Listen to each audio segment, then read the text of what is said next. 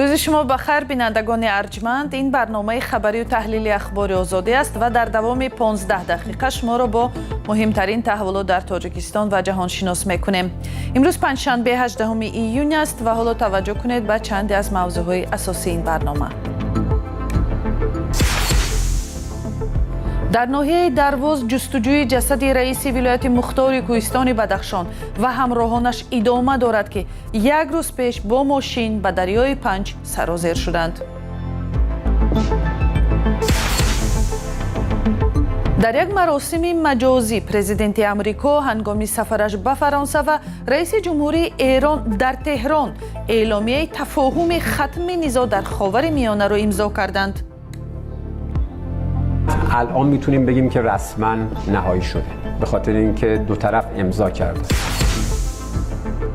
و سپس درباره بازی نخستین منتخب فوتبالی ازبکستان میگوییم که در قوه آزمایی اول با حساب 3-1 از کلمبیا شکست خورده است.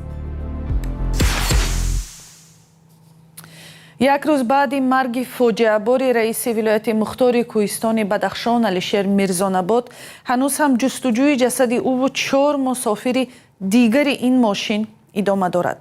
حادثه صبح دیروز در حدود ناحیه درواز رخ داد و به اطلاع وزارت کارهای داخلی با سبب از دست دادن نظارت ماشین آن به دریای پنج سرازیر شد.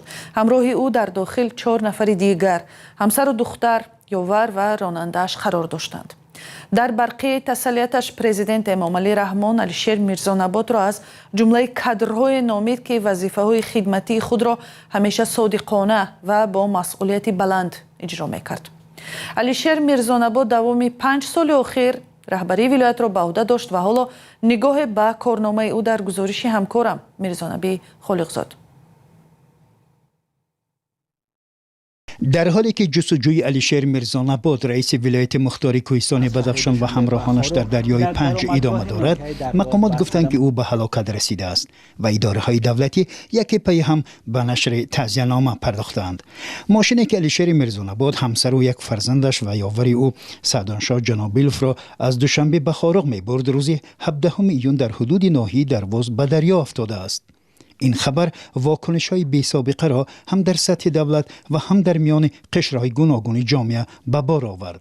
در سخنرانی‌هایی که حکومت تاجیکستان و منصبداران چهره‌های علمی و فرهنگی نشر کردند، از علیشیر میرزاناباد چهره صادق به دولت و ملت و رهبری آبادکار و سختگیر و سرطلب یاد شده است.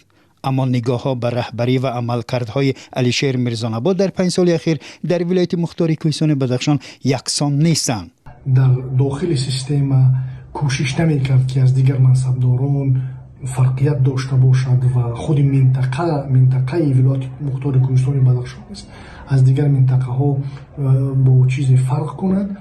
اما از نگاه جامعه شهروندی این شخصیت مسئول پایمال حقوق انسان در منطقه است و او را نمایندگان جامعه شهروندی در داخل و خارج کشور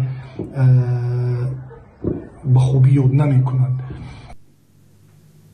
علیشیر میرزاناباد سال 2021 زمانی به رهبری ولایت بدخشان آمد که حکومت تاجیکستان از وضع امنیتی در این منطقه راضی نبود و جایگزین یادگار فیضوف شد که برخلاف سنت سیاسی نه از بخش‌های دیگر دولتی بلکه از جامعه شهروندی یا سازمان‌های بین المللی در یک دوره بحرانی ریاست ولایت را بر عهده داشت. به نام و مقام علیشیر میرزاناباد تحولات سیاسی و امنیتی بدخشان خصوصا حادثه‌های راشدقلعه، خارق و روشان پس از ماه نوامبر سال 2021 پیوند می‌خورد. همگی پس از 20 روز کار او در مقام رئیس ولایت 25 نوامبر گلبدین زیابیکوف یک ساکن ناحیه راشدقلعه در پی یک عملیات نیروهای قدرتی ولایت کشته شد و بحران نوی امنیتی در ولایت آغاز یافت که گرد همایی‌ها در خارق عملیات و بازداشت و کشتارها در روشان را در پی داشت. علیم شیرزمانوف از چهره‌های مخالف این ولایت که حالا بیرون از تاجیکستان است بر این است که علیشیر میرزاناباد بیشتر گزینه‌ای بود که به وسیله او مسئله این ولایت از راه نظامی و زوری حل کرده شد. میرزانابادوف یکی از نقش‌های کلیدی را داشت در همین با زور حل کردن قضیه خارق را که هنوز در بعد اون که همین یادگار فیضوف رو یک با مدت کوتاه با مهلت کوتاه رئیس ولایت تعیین کردن تا که در طول چند سال تواند با چی میگن نیروی ملایمی که دل مردم رو بیابد توانند همین افکار عموم رو طور شکل دهند که خب امکانی بزرگ حل کردن قضیه خروق شود.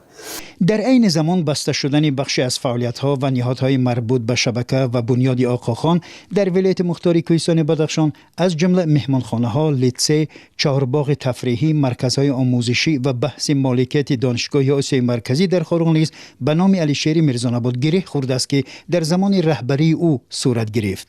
اما در زمان رهبری علیشیر میرزان‌آباد توجه و مبلغ گذاری حکومت مرکزی به این ولایت کوهستانی و کمتر رشد کرده زیاد شد که ساخت و ساز و بنیاد بناها و نهادهای دولتی و کارخانه‌ها را در پی داشت. برخی از ساکنان ولایت این همه را حاصل کار رهبری علیشیر میرزان‌آباد می‌دانند. علیشیر میرزان‌آباد 46 ساله و زاده ناحیه روشان بود. دانشکده نظامی کمیته امنیت قزاقستان، اکادمی مرزبانی خدمات امنیت روسیه و مکتب عالی کمیته دولتی امنیت ملی تاجیکستان را ختم کرده است.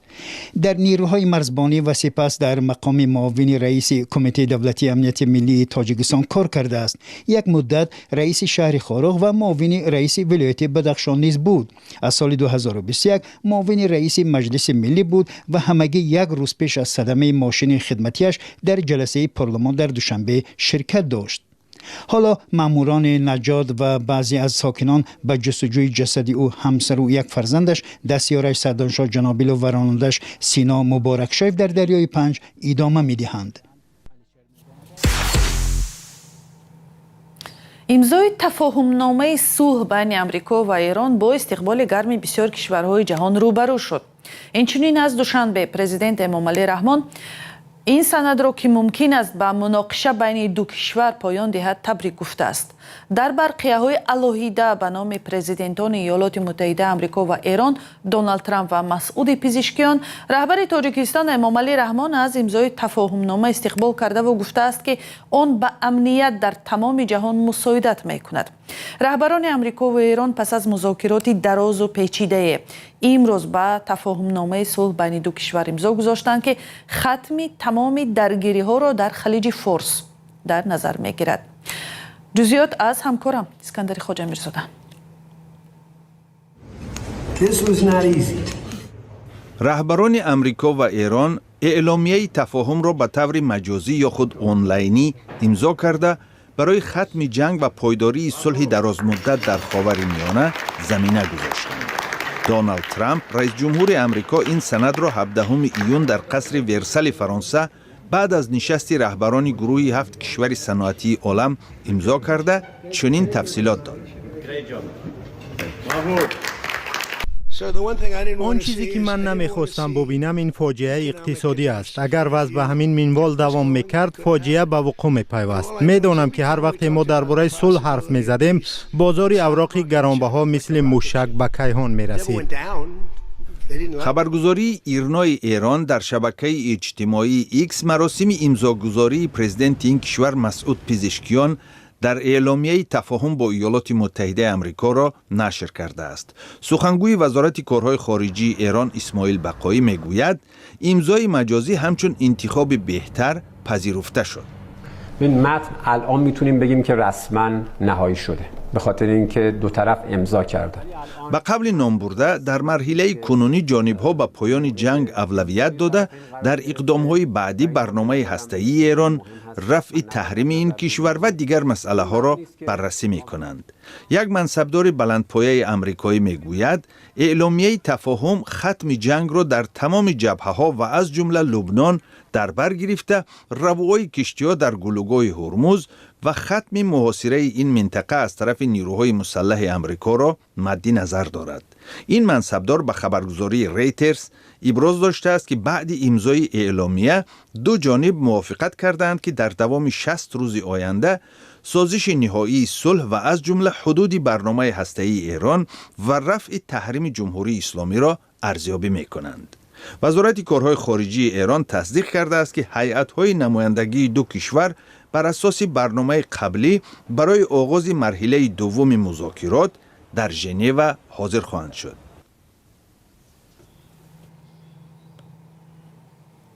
از زمان نشر قرار عفو محبوسان در تاجیکستان یک پرسش اساسی این است که آزادی نصیب کیها می شود و چه کسانی برای سبکتر شدن گناهشان امیدوار بوده می توانند.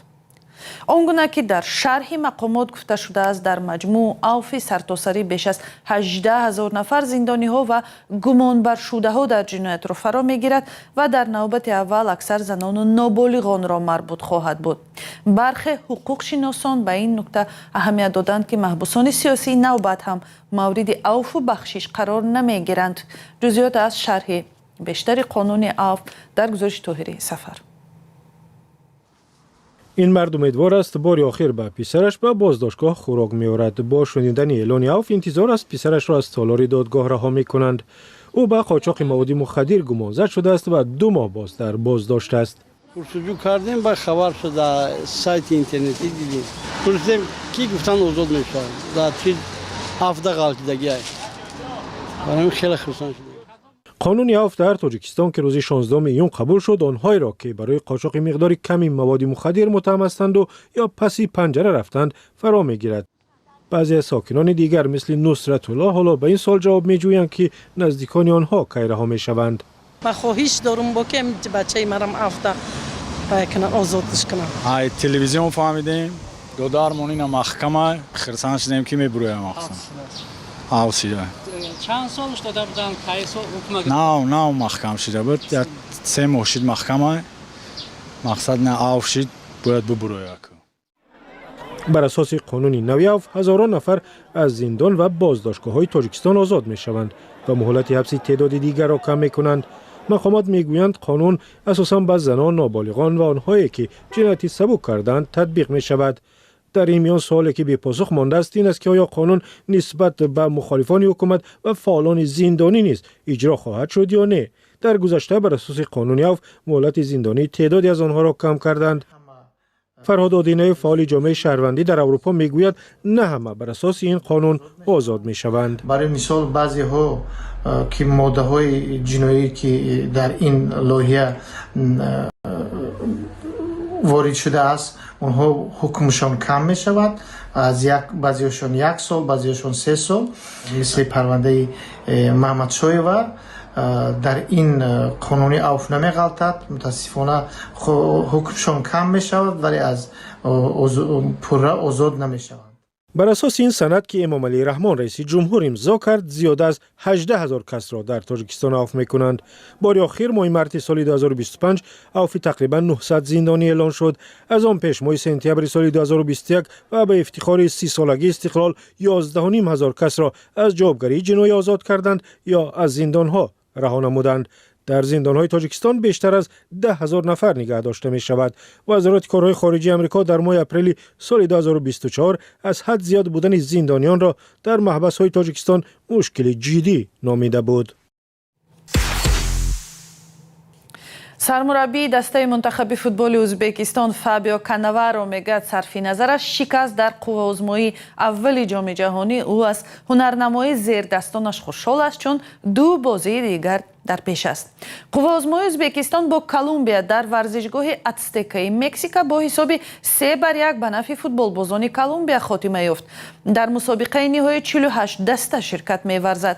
4 کشور کابو وردی افریقای غربی، کوراسائو از آمریکای جنوبی، ازبکستان از آسیای مرکزی و اردن از آسیای غربی اولین بار است که در جام جهانی اشتراک میکنند.